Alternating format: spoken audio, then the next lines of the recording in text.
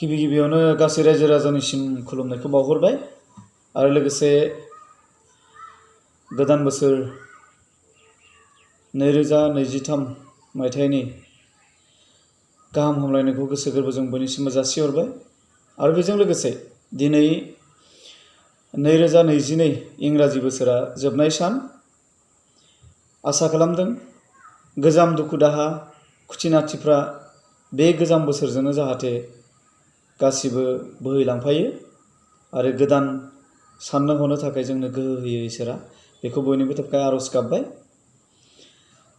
आं बे साननैसो खोब मुखुबमोन। दाखालिबो जोंनि central बिसानि 4th film award ceremony बरमायाव जादोंमोन। बेयाव आङो 3 सान जाहैदों। मैया आं न'आव सफैदों। बेनिखायनो नोंथांमोननि सिगाङाव फैनो हाया जाबाय थादों। थेवब्लाबो दिनै आङो बे गोजोन बेलासियाव नोंथांमोननि सिगाङाव दोंसे आंनि रिलिज जानो गोनां गोदान रिभलिउसनारि मेथाइ जायखौ आंनि आंगोनि बिदा एबा BKWSनि CEM मानगोनां आदा मिहिनीश्वर बसुमतारिया गावनि गोरबोजों लिरनानै आंनिसिम दैथायहरदों आरो लोगोसे आं बेखौ टिउन खालामदों। मिउजिकखौ होदों अमर बर'आ टंलायाव। दा बे मेथाइखौनो नोंथांमोननो सिगाङै ससे खोनासंहोनो आं सानदों। बधय बारा गोबाव गैलिया गोदान बोसोरावनो बे अडिअखौ नोंथांमोना खोनानो मोनगोन। थेवब्लाबो आङो एसे एडभान्स नोंथांमोननो खोनासंहोनोसै ससेनो। नोंसोरनि दबथाय जायै अख्रांमा सौसिनायनि हाबिलासा मुगानि बारबोनाय बारहुंखायाव सारन्थाय गावख्रुबनायजों नोंसोरनि दबथाय जायै अख्रांमा सौसिनायनि हाबिलासा मुगानि बारबोनाय बारहुंखायाव सारन्थाय गावख्रुबनायजों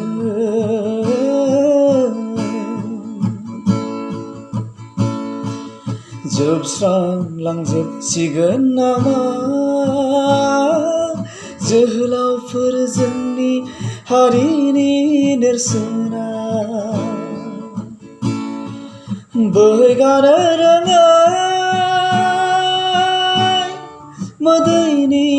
बाना दिनैबो बर' बिमानि मेगना आगोर नागिरबायो जिउ लामाया गोजोन गंसे देरा लुनो बुहुमाव जुगामि हारिनि नेरसोन गालांनो बुहुमाव जुगामि हारिनि नेरसोन गालांनो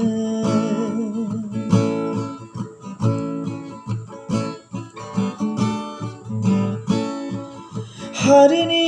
अलखा बुब्लिया दिनै जोंखौ जिंगासि होबाय एना एनि गावजों गाव हारिखौ दैखांनो जुजिनाय लामाया मानिथो थांखिनि सत बांसायाव फोथाय खेबस'नि गिलिरागान गणतन्त्रनि फोथारा संबिजिरारि सुबुं मोनथायनि बिस बिथा हनै हनै खौसेथि गैयैयावनो जोंनि इयुना सोरांनो रोङै खोमसिया थारु दांसेनि थाखाय जों गावखौनो बावसोमलांनांगोन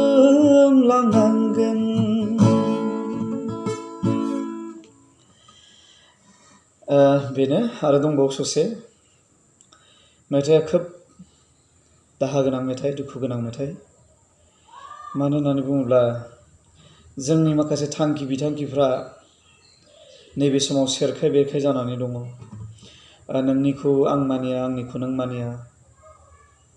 रावनियाबो रावजोंबो गोरोबलाया बे बाथ्राखौ लानानै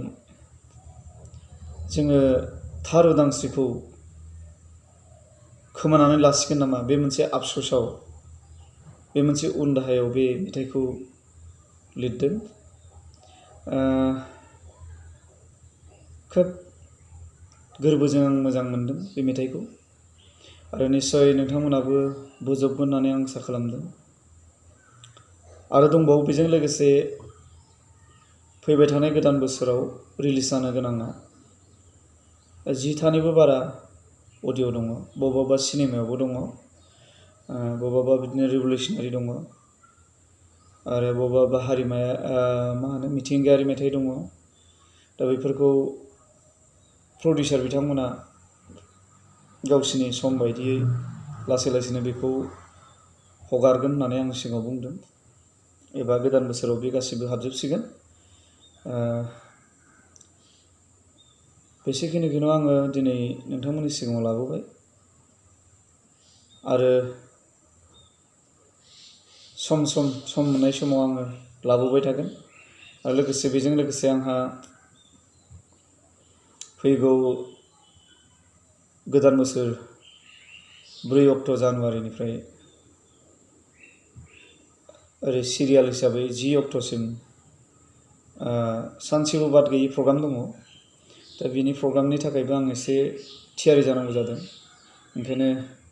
लासै लासै दोंफा दोंफा नोंथांमोननोबो खोनासंनो सेस्था खालामगोन आङो गारामाया बे साननैसो एसे गावनानै दङ थेवब्लाबो प्रेक्टिस नालाय